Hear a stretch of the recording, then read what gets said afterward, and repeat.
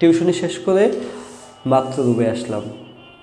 তারপর প্রচণ্ড মন খারাপ লাগতেছিল, মনে হচ্ছিল কী যেন একটা নাই। শহরের বুকে এত মানুষ, এত হইচই, এত কোলাহল, অথচ আমি কেন জানি এখন আর কবিতার উপকরণ খুঁজে পাই না।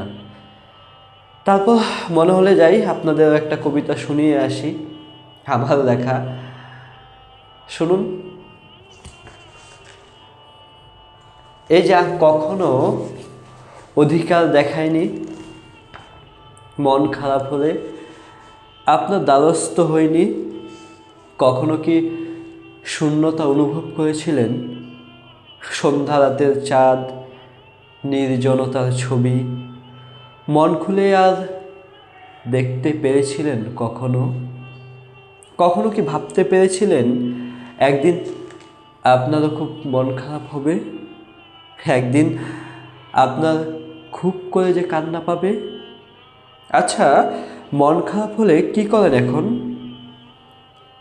আগের মতোই বুঝি না খেয়ে থাকেন, নাকি ঘরের দরজা বন্ধ করে নিশ্চুপ শুয়ে থাকেন?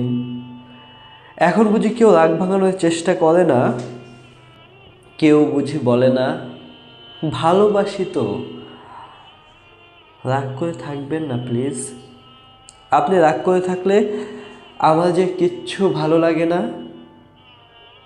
ভালো লাগে না পাখির ডাক, উদ্দীপ্ত সময়ের হাতছানি, কিংবা গধূলির আকাশে সূর্যের লালিমা।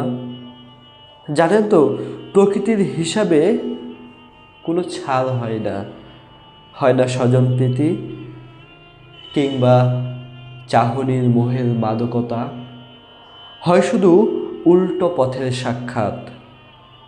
আমরা যাকে বলি revenge of nature.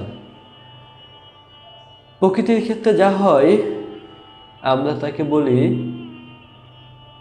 Revenge of nature.